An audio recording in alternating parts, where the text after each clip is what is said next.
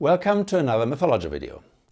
I'm sure you've all heard of phi, the golden ratio, the divine proportion 1.618, a one-fits-all key to many secrets of nature and the universe.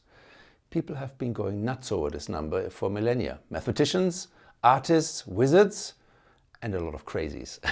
Around 1990, mathematician Peter Steinbach chanced upon a previously unknown infinite family of close relatives of the golden ratio, a real gold mine.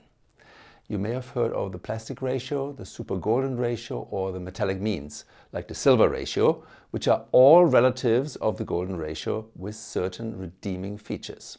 However, Steinbach's discoveries outshine all of these. Surprisingly, hardly anybody seems to have taken note of Steinbach's golden relatives, and when I was working on this video, it really felt like I was only the second mathematician looking at these marvels. And so many of the things I'll be talking about today are actually my own little discoveries, and you'll be the first to find out about them. And as advertised, it all starts with the mysterious equation R times S equals R plus S. Can you think of some numbers that satisfy this equation? Okay, yes, if both R and S are 0, that works. 0 times 0 equals 0 plus 0. Boring. Anything else? Of course, let both R and S be 2. 2 times 2 equals 2 plus 2. I've always been on the lookout for a nice application of that curiosity. But no, that's not it. All right, let me show you. Start with a regular heptagon. 7 equal sides and 7 equal angles. If you ever come to visit me in Melbourne, check out our heptagonal Ferris wheel.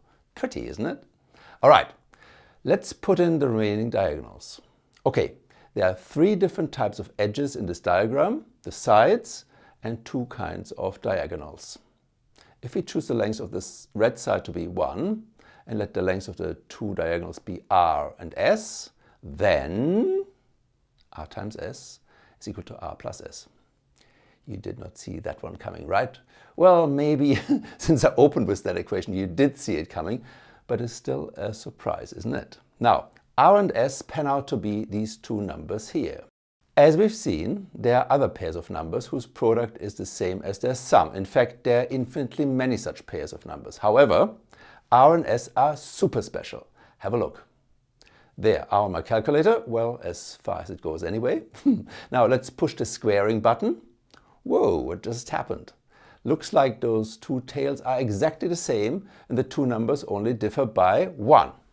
In other words, it appears that R squared at the bottom is equal to the S on top plus 1. And looks are not deceiving.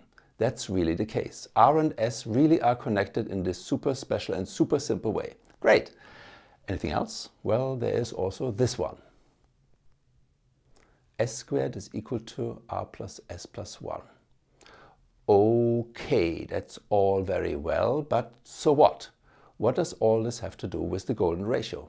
Well, let's have a look at the regular pentagon of side length 1. It only has 1 type of diagonal, and what is its length?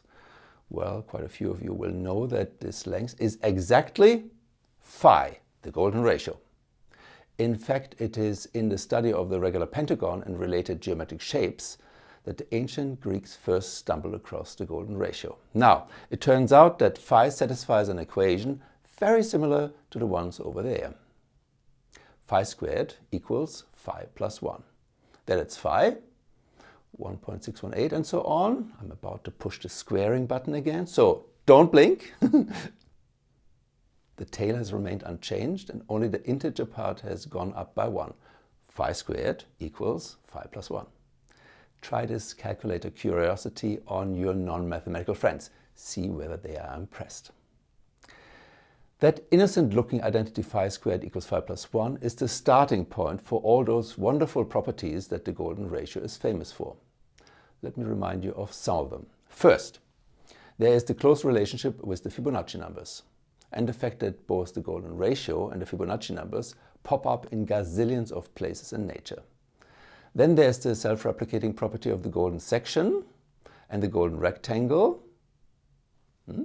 And this gives rise to many iconic infinite objects like, for example, the golden spiral. Then there is the golden ratio in art and design. And more recently, we've been stunned by its manifestations in quasi-periodic tilings and quasicrystals. And that's really just the tip of the iceberg of wonders as far as the golden ratio is concerned. I should mention that Steinbach calls our special numbers by their fancy Greek letter counterparts, rho and sigma. But at least in this video, I'll stick with R and S.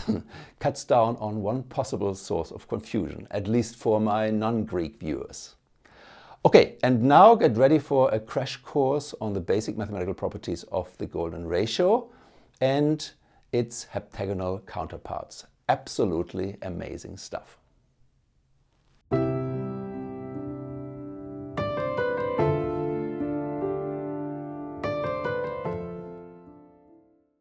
So to start, how do we see that R and S are connected in as nifty a way as I claimed? Well, there's a great way to see this at a glance. For this, I have to introduce you to a very ancient and very pretty geometrical gem, Ptolemy's theorem. What it says is this: take any 4 points on a circle and connect them into a quadrilateral. Call two opposite sides capital A and lowercase a, and the other two opposite sides capital B and lowercase b. Furthermore, let's call the diagonals capital C and lowercase c. Then A times A plus B times B equals C times C. Whoa, super pretty, right? And does this theorem remind you of something? Any bells going off? Well, yes, of course, Pythagoras' theorem. In fact, if our quadrilateral is a rectangle, then opposite sides as well as the diagonals are of the same length. And Ptolemy's theorem turns into Pythagoras' theorem. A squared plus B squared equals C squared. But wait, where is the right angled triangle? Well, here it is, half the rectangle. This means that Pythagoras' theorem is a special case of Ptolemy's theorem. Fantastic, isn't it? Anyway, let's put Ptolemy to work. In a regular heptagon, all the vertices are contained in a circle. Let's single out 4 of the vertices, those ones there, and turn them into one of our quadrilaterals. Also draw in the diagonals of this quadrilateral. Remember that those red sides are both 1 unit long, whereas the green and blue lengths are R and S.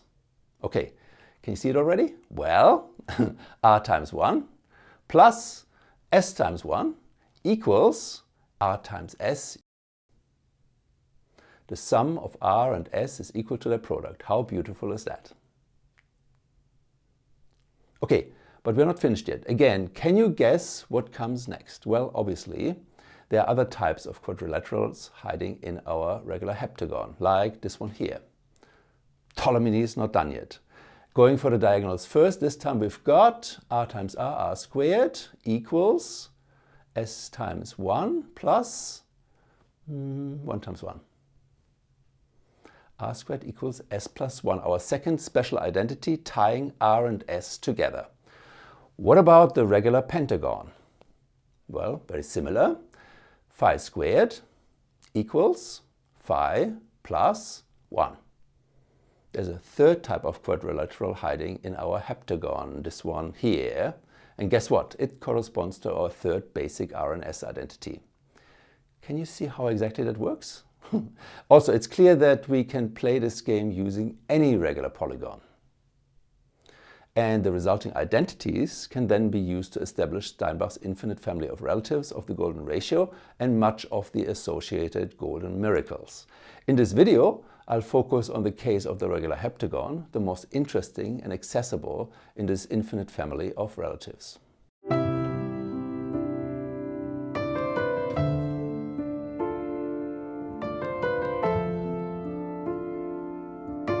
Okay, what's so special about an interval cut in the golden ratio? Everybody's been raving about this for forever. Well, let's start with the golden identity phi squared equals phi plus 1 and rewrite it like this. There. Phi divided by 1 is equal to phi plus 1 divided by phi. Well, there are 3 different lengths in this diagram: the short red segment, the long golden segment, and the whole interval. And what our identity says is that the ratio of golden to red is equal to the ratio of the whole to the golden. Definitely something very special.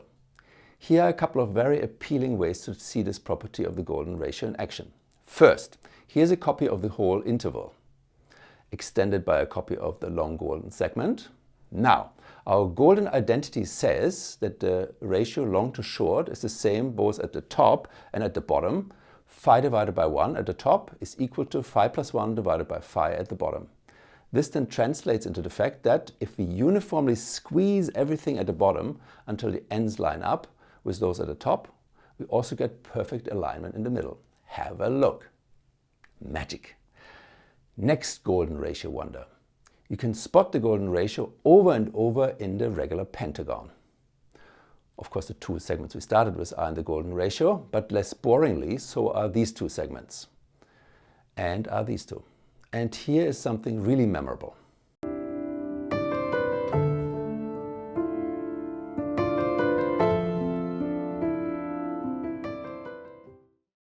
Next, a super famous two-dimensional incarnation of our identity results when we build a rectangle like this. Then the right side of our identity is the aspect ratio of this rectangle. There, long side phi plus 1 divided by short side phi, that's the aspect ratio. But now when we cut off a square from the right like this, we arrive at a smaller rectangle with exactly the same aspect ratio. Let's check. Long side divided by short side, the long side is phi and the short side is 1. Inspired by this, we call a rectangle a golden rectangle if cutting off a square like this leaves us with a rectangle of the same aspect ratio. Super famous, right? But why stop there? Cut off another square, another golden rectangle, and so on, forever and ever after, like a never-ending mathematical fairy tale. Decorating the squares with quarter circles like this gives that infinite golden spiral, which happens to be a very good approximation of a logarithmic spiral that passes through these points. Okay, now let me show you the spectacular RNS counterpart of all this. Okay, here is the corresponding RNS stunt.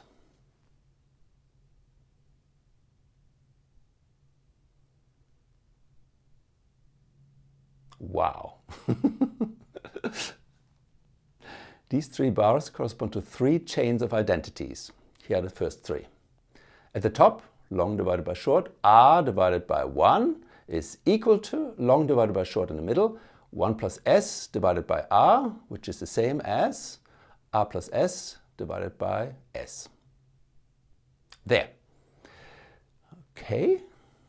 Note that this chain of identities really stands for three identities and not just two. Left ratio is equal to the middle ratio is equal to the right ratio, and finally the not so obvious one, left ratio is equal to the right ratio. All right, here is the second set of identities. At the top, s divided by r is equal to all this stuff here. And here's the third set of identities. At the top, s divided by 1 is equal to all that. Three chains corresponding to three special ratios associated with the regular heptagon. That's great, but where do all these identities come from and why are they true? Let's have a close look. The explanation is actually very easy. I think we can all agree that this is true.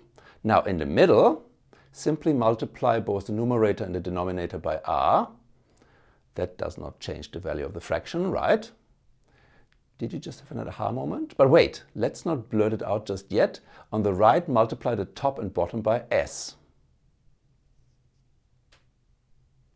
What's next? Well, of course, this product is equal to the sum at the top, and so the two ratios are the same. Similarly, on the other side, s squared is equal to 1 plus r plus s, another one of our basic RNS identities. Ta-da!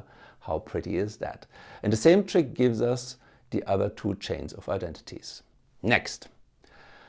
Remember, this diagram is full of pairs of segments that are related by the golden ratio. How about the corresponding heptagon diagram? Can we also find our three ratios, green to red, blue to red, and blue to green in there? Well, obviously yes, there. Blue to red in two different ways. There again, and again, and again, and again, and again. Little puzzle for you. How many of those isosceles triangles are hiding in this diagram? It's like playing Where's Waldo, but with geometry. Anyway, there's more. There. Okay, zillions of those blue to red ratios. That's all fine, but in the pentagon diagram, the ratios also occurred among nicely aligned adjacent segments, like when all the stars align, but in maths. We get this in the heptagon too. Have a look. There, those two segments have the same length, and so we get this. And then we get this, and that. The other two ratios are also present perfectly aligned like this. Here, for example, blue to green. There, and that one. And green to red. With a bit more soul searching, you can also find this sort of aligned triple ratio. Blue to green to red. Wonderful.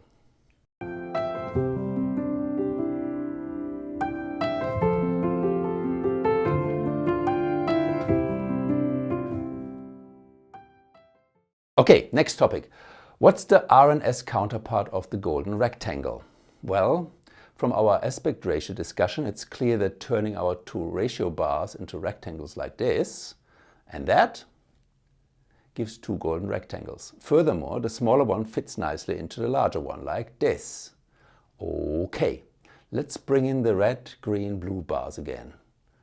The three bars are split into three segments each, which we'll use as the sides of three boxes. There, the small box has sides red, green and blue. Okay, the medium box has these three sides and the large box has these three sides.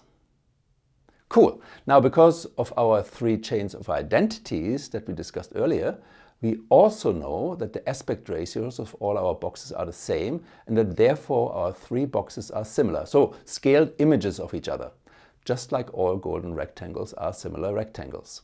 It's also clear what the scale factors are, right? The short side of the small box has length 1 and the short sides of the other two boxes are R and S. And so, for example, scaling the small box by a factor of R will turn it into the medium box, and scaling it by a factor of S will turn it into the large box.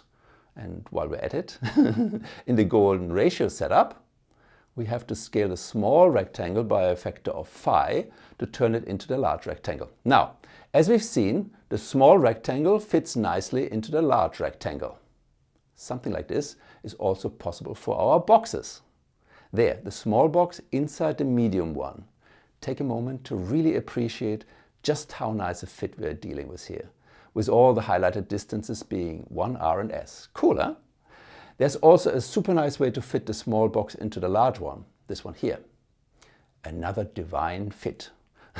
Now, to turn the large rectangle into the small one, we can also just cut off this square. Again, something similar is also possible in 3D. See, that's a square, and there's another square. This means that we can cut the large golden box into the small golden box by cutting off two square prisms. Let me show you. The first cut, and then the second cut. Great. What comes next? Well, the golden spiral, of course. Let's do the same in the case of our golden box. Here we go. Cut off two square prisms, bam, bam, and we're left with a smaller golden box. Cut two more times, bam, bam, smaller golden box, and so on, bam, bam, bam, da, da, da. And just focusing on those square prisms, we arrive at a 3D counterpart of the iconic square spiral. Bit of a difference though between what we see on the left and what we see on the right. In particular, the smaller and smaller golden rectangle leftovers on the right converge to a point in the interior of the rectangle we started with.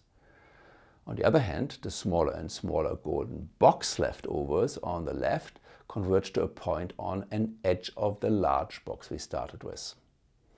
Well, here's worth pointing out that every time we cut off a square from a golden rectangle, we can actually do this in two different ways, right? Like this or like that. And then depending on what choices we make as we cut off our infinitely many squares, the point the leftover rectangles converge to can be located in many different positions inside the starting rectangle. Have a look.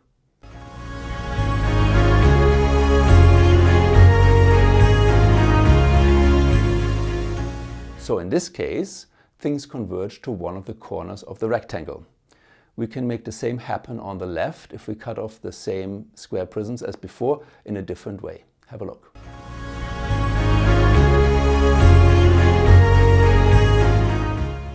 Anyway, I just wanted to make the point that there are infinitely many different ways to play this cutting off game, and not just the spiral one that's usually highlighted when people talk about the golden ratio.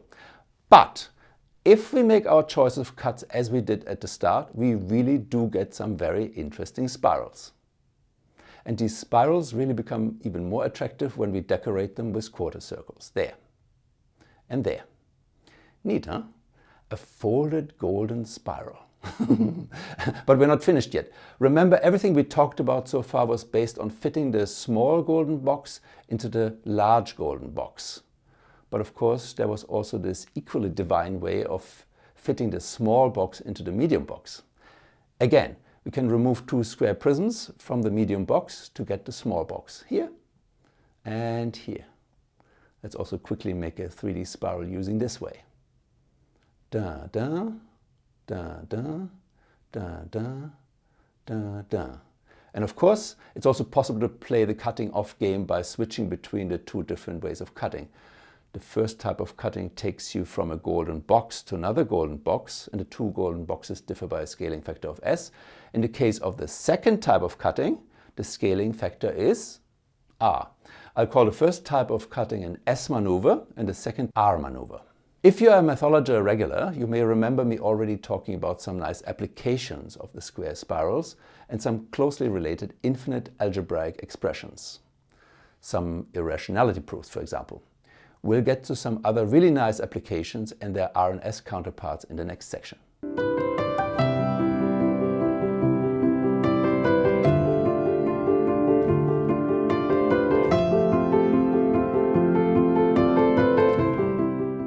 Again, golden rectangle, cut a square off a short side and you arrive at another golden rectangle. Cut again, another golden rectangle, and so on. Now, of course, all this also works going the opposite way. Instead of cutting off a square, we can add a square to one of the long sides of the golden rectangle to get another golden rectangle. There, there, there, there. Here's an interesting idea. Instead of starting with a golden rectangle, let's start with a square and modify this square by adding other squares as before. Okay, add the first square as before on top. What are the dimensions of the new rectangle? Easy. Okay, add the next square. The long side 2 of the old rectangle becomes the short side of the new rectangle, and the new long side is just the sum of the two old sides. There. Just watch.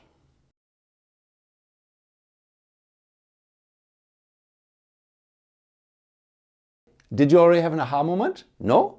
What were the numbers we encountered so far? Well, we started with two ones, the sides of the initial square. Then 1 plus 1 is 2. And 1 and 2 were the dimensions of the next rectangle. Then 1 plus 2 is 3. 2 and 3 were the dimensions of the new rectangle, and so on. Of course, what we're dealing with here is the famous Fibonacci sequence, 1, 1, 2, 3, 5, 8, and so on. Starting with two ones, two consecutive elements of the sequence always add to the next element in the sequence. So there, we found our first connection between the golden ratio and the Fibonacci sequence. Let's keep going. Have a look at the 8 times 5 rectangle in front of you. Any thoughts? Well, doesn't it look pretty golden? Let's check how golden it is. Put a little golden rectangle in one of the corners, there. Inflate it inside the green rectangle as much as possible. As you can see, there's hardly any difference between the golden rectangle and our green 8 times 5 rectangle. Just that thin green sliver at the top. That's the difference. This means that the aspect ratio of the green rectangle is very close to phi, the aspect ratio of the golden rectangle. Well, 8 over 5, that's 1.6, very close to phi, 1.618, and so on. In fact, it turns out that as we keep growing our green rectangles, they become indistinguishable from those golden rectangles. In other words, the aspect ratios of those green rectangles, that is, the ratios of consecutive Fibonacci numbers, converge to phi. This surprising fact, our second connection between Fibonacci and the golden ratio, was first discovered by mathematician Simon Jakob around 1564, then forgotten, and then famously rediscovered by Johannes Kepler in 1608. On closer inspection, the Fibonacci fractions like 80 divided by 5 turn out to be the, in some sense, best fraction approximations of the golden ratio. In turn, this fact is one of the reasons for the occurrence of the Fibonacci numbers and the golden ratio in spiral patterns in nature. I've already talked about all this in other videos and won't go there today. Instead, let's draw some more rectangles. But this time starting with an arbitrary rectangle, keeping track of the dimensions again. Just watch. So, sides A and B. That's the first rectangle. Now switch to autopilot again and draw our rectangles.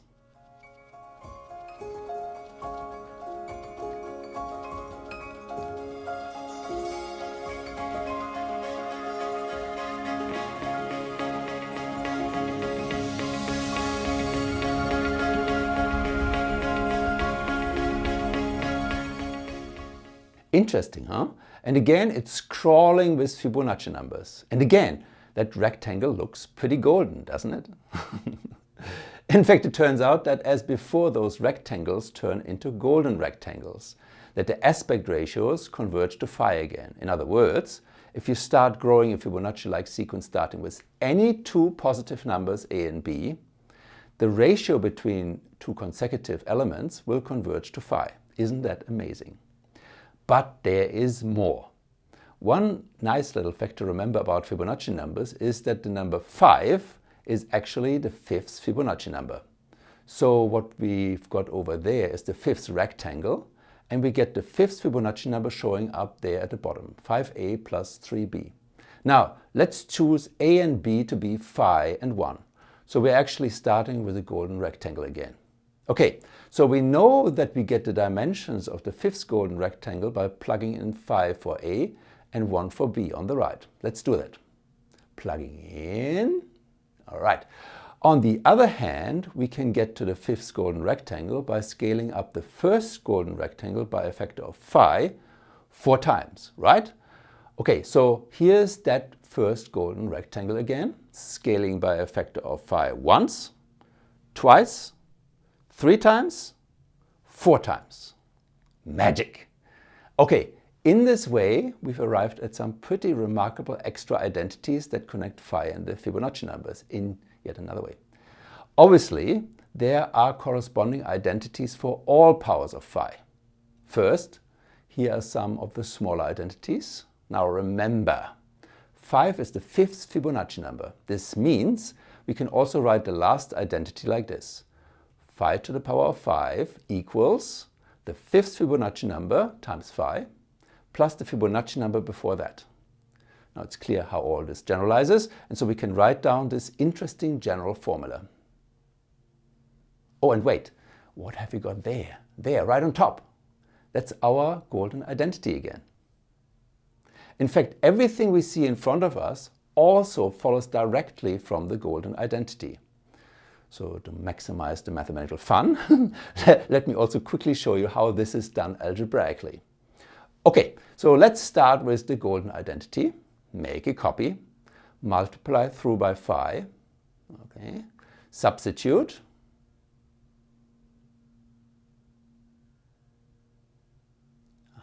rinse and repeat. Copy, multiply through by phi, and substitute.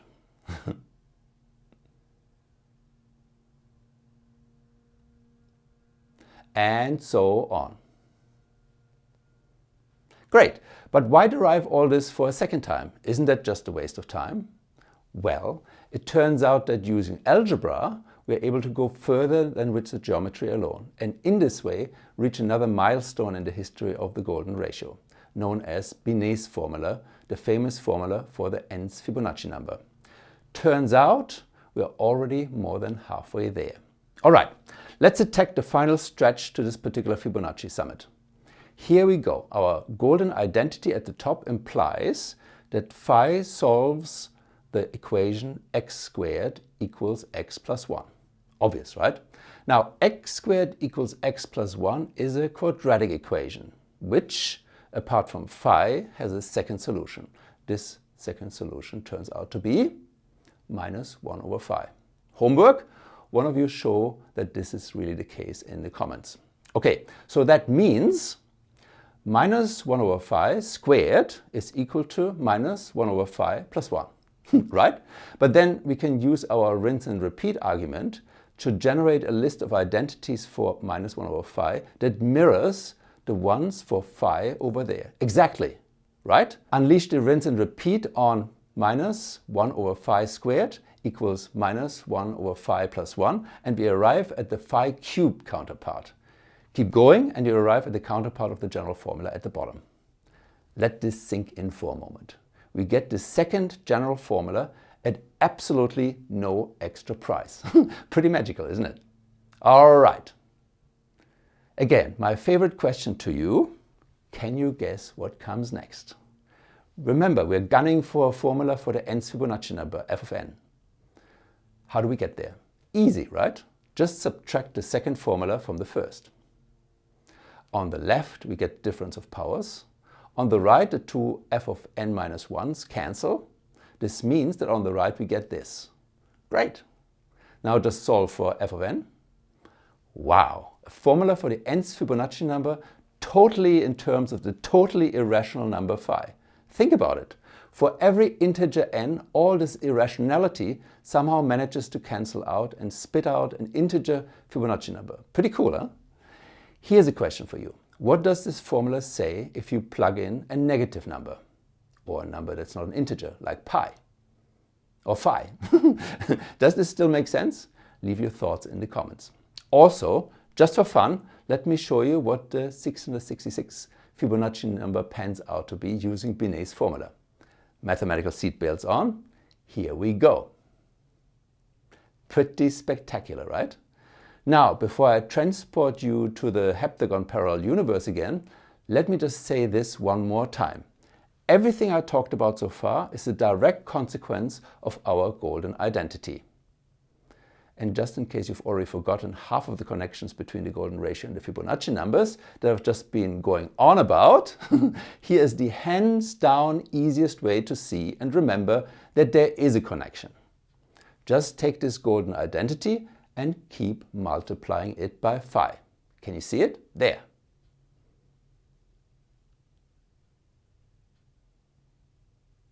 There, it's staring us in the face. Consecutive powers of phi adding up to the next power of phi. How very Fibonacci. Okay, parallel universe time.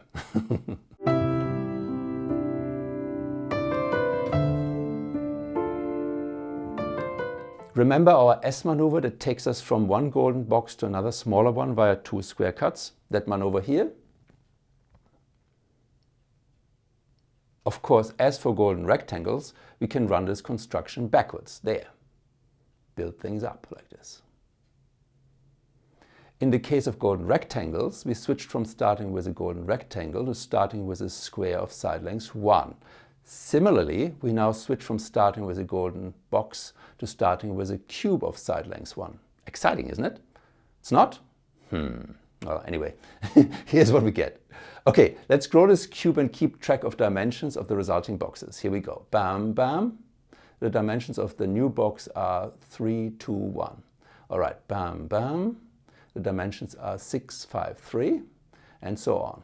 Bam, bam, bam, bam. On closer inspection, it turns out that these boxes also become more and more golden. For example, take the dimensions of the last box and divide everything by the smallest number, 31. Okay, then of course we get 1 on the right. And the other two fractions pan out to be this. And so very close to our magical numbers S and R. Also, even better, as in the case of our rectangle sequences converging to golden rectangles, unleashing this construction on an arbitrary initial box will give a sequence of boxes that will become indistinguishable from golden boxes. Amazing, right? Anyway, let's have a look at how this sequence of integer triple grows. 3, the largest number in the second row, is the sum of all numbers above. 1 plus 1 plus 1 is 3. 2, the second number is the sum of the first two above. 1 plus 1 is 2. And 1 at the end is equal to the first number above. And this is how you always go from one triple to the next. There. 3 plus 2 plus 1 equals 6. 3 plus 2 equals 5. And finish off with 3. One more. 6 plus 5 plus 3 is 14. 6 plus 5 equals 11. And there's the 6 again. Let's compare this to the list of rectangle dimensions in the plane case and its growth rule. Well, 1 plus 1 is 2. Replicate the 1. 2 plus 1 is 3. Replicate the 2. 3 plus 2 is 5. Replicate the 3. Exactly the same. How neat is that? What did we look at after that? The powers of phi identities. And remember me harping on that these identities follow directly from the golden identity at the top? Well, turns out our list of triples has an extremely similar counterpart. There, powers of s on the left instead of powers of phi. And that identity at the top should also look familiar. This was one of our basic 3 R and S identities. In fact, our whole list can be generated algebraically using these 3 identities. Just to illustrate how and why the sequence of triples grows the way it does, let me also just quickly show you how the 5th power identity follows from the 4th power identity. Really easy. Well, what do we do first? Start by multiplying through with s. Okay. Now substitute s squared and r times s using our basic R and S identity. Okay. 6 plus 5 plus 3 is 14. 6 plus 5 is 11, and 6 just gets replicated from first position into last position. All right, back to our list. That's all great, but doesn't it feel like there's something missing from our discussion? Missing? What's missing? Well, for example, right at the top, strange to start with s squared. Why not start with s to the power of 1? Well, no problem. Here's the missing identity that fits in. S to the power of 1 is equal to 1 times s plus, well, 0 times r plus 0. Works. We can even backtrack one more step, s to the power of 0, which is 1. And our 2 new identities also fit in a la Fibonacci as everything else. There, for example, 1 plus 0 on top equals 1 below. Great. What else is missing? Well, have a look at the left sides of our identities. Powers of s. What about r? Where is r? Well, let's find it. Take the first identity and multiply through with r, followed by some rinsing and repeating. That's what you get. Interesting, huh? Multiply through with another r, rinse and repeat, and you get this. Now, of course, you can multiply anything inside by either s or r, and this is what you get. Very interesting, isn't it? A whole infinite array of identities, not just a sequence as in the case of the golden ratio. Now, let me show you something super nice. Turn the whole thing by 45 degrees to make it into an infinite pyramid. Let's focus on the left sides of our identities. Now, focus on these 3 identities. Can you see it? Yes. S plus r equals r times s. The number at the bottom is the sum of the 2 numbers right above. Now, does this ring another bell? As loud as the Fibonacci bell? Of course. Pascal's triangle. In Pascal's triangle, any 2 horizontally adjacent numbers add to the one below. And actually the same is true for our new pyramid. And just like Fibonacci follows from our basic phi identity, this Pascal triangle-like growth rule follows from our basic r plus s is equal to r times s identity. Have a look. Multiply everything in yellow through by s, and all the powers of s go up by 1. There. If instead we multiply everything by r, the yellow addition triangle moves here. But then by multiplying with different powers of s and r, we can move the addition triangle anywhere in our grid, which shows that the Pascal-like addition rule applies everywhere. Wonderful, huh? Well, so far we've only looked at the left sides of our identities. It turns out that the Pascal-like addition rule also applies to the right sides of the identities. In fact, it applies times 3 to the 3 individual components of the number triples. Here, just focusing on the S term, the numbers on the far left, we get this Pascalian number pattern. There, 1 plus 0 equals 1, 1 plus 1 equals 2, and so on. Now here's what you get when you focus on the R terms, the middle elements of the triples. Pascalian again. And finally, there's also the right sides of the triples here. Pascalian again. All right, is that all? Actually, what we see in front of us is still only sort of 1/4 of what's there. It turns out that all this also works for negative powers of S and R. Here, this is the complete grid. An infinite 2D grid of identities that is Pascalian in 4 different ways. Right side for the R and S powers, then S components, R components, and constants. Well, actually, one more surprise. There are not 4 different Pascal-like grids in there, there are only 3. Have a look at this. They're up there, -2, -2. The S component at the top is the same as the constant component at the bottom. And this works throughout the pattern. This means that the constant grid is just the S component grid shifted down by 1. Insane, right? Challenge for you. What happens if you start with the 1 times 1 times 1 cube again, then first do a reverse R maneuver followed by a reverse S maneuver? What dimensions does the resulting box have? Leave your answers in the comments. Anyway, what's next? Well, the counterpart of Binet's formula, of course. How did that work again? Well, here's a summary. Start with the golden identity. From that, derive the general formula below. Write down the quadratic equation that underlies the golden identity. Figure out the second solution to this equation. Claim that second general formula for free. Now, solve for f of n, and Binet's formula takes a bow. Let's attempt something similar for our Pascalian miracle grid. Okay, so instead of the golden identity, we've got our 3 basic RS identities. Then the general formula at the bottom will look like this. There, r to the power of m, s to the power of n on the left, and then on the right, the general s component, the general r component, and the general constant term. Next, here are the 3 equations that correspond to our basic RS identities. These 3 equations have 3 pairs of solutions that can all be expressed in simple expressions involving R and S. Here they are. These 3 pairs then translate into this system of 3 general equations. Right? The one on top is the one we started with. Now, solve for the 3 unknowns, A of mn, B of mn, and C of mn, to arrive at the formulas we are after. So nice and so simple, I mean, relatively speaking.